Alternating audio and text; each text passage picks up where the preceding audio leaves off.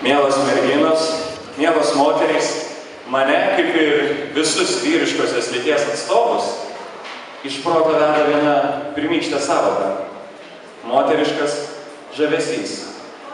Sąvoka, kurioje telpa tiek daug nuo motiniško rūpesčio iki subtilaus seksualumo. Pavyzdžiui, viena pažįstama mergina savo žandus vakarais valydavo rožių vandeniu. Aš jos kažkada paklausiau, kas po velnių tas rožių vanduo?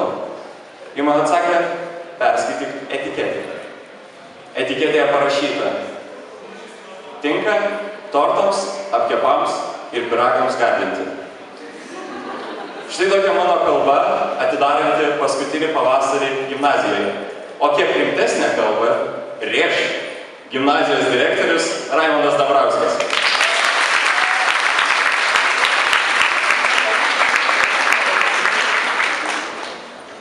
Mielos merginos, mielos mokytojos, aš tau kartais užduodu klausimą, kada ateina pavasaris?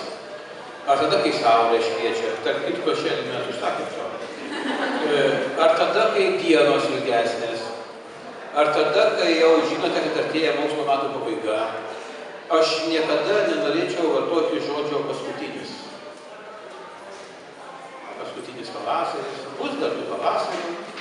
Ir man atrodo, kad pavasaris ateina tada, kai mes šypsomės, kai žiūrime vienas kitam į akis, kai sakome gerus žodžius, kai bendraujame, kai dovanojame gėlių, kai dovanojame dainų, sakome eilėraščių, o kartais gal pasakome aš tave myliu. Taigi sveikinu visas mergaitės ir merginas ir visas mokytojas su atėjusiu pavasariu, nes mūsų dienos kaip šventės, kaip žydėjimas vystytis, nes prabėgsios nebegrįš. O ką jums padainuos, ar ką jums sakys berniukai, jūsų klasiokai, ar ne tik klasiokai, tegul jie patys pasako. Su švente, su atėjusiu pavasariu, sėkmės jums baigiant mokslo metus šioje gimnazijoje.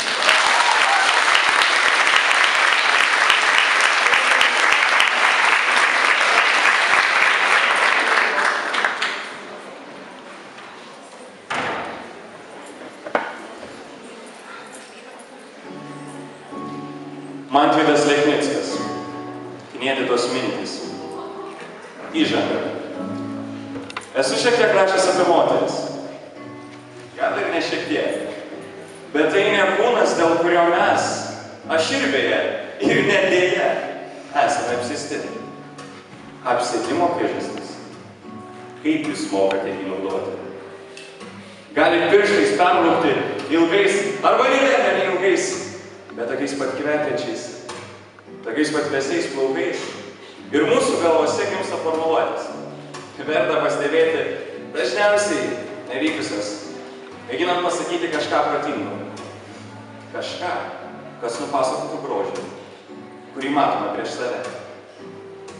Galite visai netikėtai, nekiek neplanuotai, įsisprausti į suknę, apnuoginančią pečius.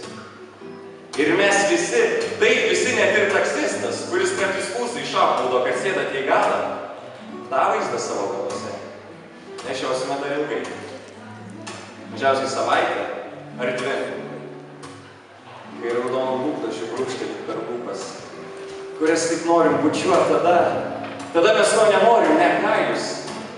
Ta akimirka, tai mūsų gyvenimo tikslas. Kai mus pasikviečia arbatos, o duris atidarot vilkėdamas pižamą ir įkuotas karštais plaukais.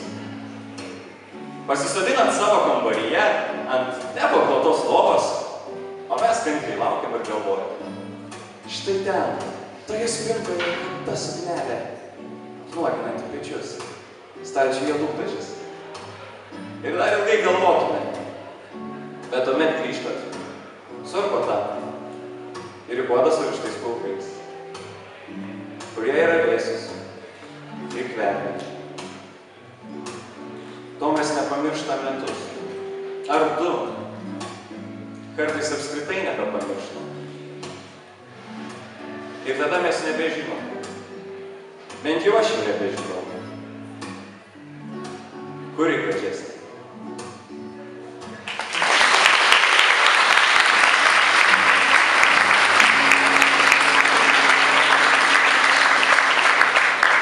Mielosios gimnazijos ketvirtokai jums dovanoja puokštę dainų.